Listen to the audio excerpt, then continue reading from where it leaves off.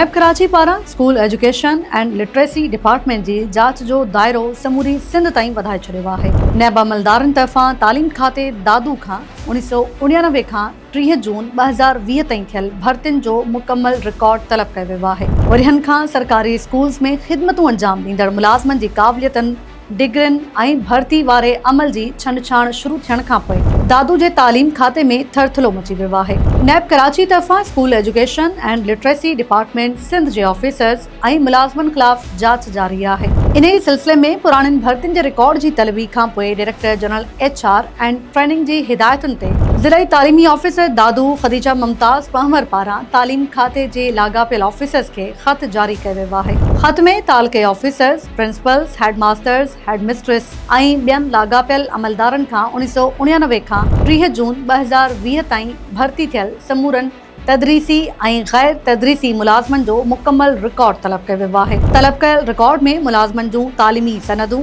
डिग्रियूं, बुनियादी क़ाबिलियतूं, पेशेवरानियूं महारतूं ऐं भर्ती वारे अमल बाबति मुकमल तफ़सील शामिल आहिनि। ख़त में हिदायत कई वई आहे त समूरी ॼाण मुक़रर कयल फॉर्मेट तहत हार्ड कॉपी ऐं एक्सेल सॉफ्ट कॉपी जी सूरत में 5 ॾींहनि अंदरि जमा कराई वञे। ज़िले तालीमी ऑफिसर ख़त में वाज़े कयो आहे त मामिलो इंतिहाई हंगामी नौयत जो आहे, तंहिं करे मुक़रर वक़्त अंदरि मुकमल ऐं दुरुस्त रिकॉर्ड फ़राहम करे school education and literacy department हुकूमत सिंध कराची ॾांहुं मोकिलण खे यकीनी बणायो वञे। ही रुगो फाइलनि जी जांच नाहे पर सालनि खां हलंदड़ भर्तियुनि जी शिफ़ाफ़ियत ते वॾो सवाल बणिजी साम्हूं आई आहे। नैब जी इंक्वायरी में इहो ॾिठो पियो वञे त भर्ती वक़्तु मुलाज़िमनि जूं तालीमी क़ाबिलियतूं मुक़रर कयल ज़ाब्तनि मुताबिक़ हुयूं या न, पेशेवराना क़ाबिलियत ऐं दस्तावेज़नि जी तस्दीक़ सही तरीक़े सां थी हुई या न, भर्तियुनि जे अमल में कंहिं क़िस्म जी बेज़ाब्तगी या कानून जी भञकड़ी त न थी हुई। जेकॾहिं कंहिं जाइ ते बेज़ाब्तगी थी त ज़िम्मेवारनि ताईं पहुचणु ज़रूरी आहे, पर साॻे वक़्तु हज़ारे मुलाज़िमनि लाइ बि इहा ॻणती जोगी सूरत-ए-हाल आहे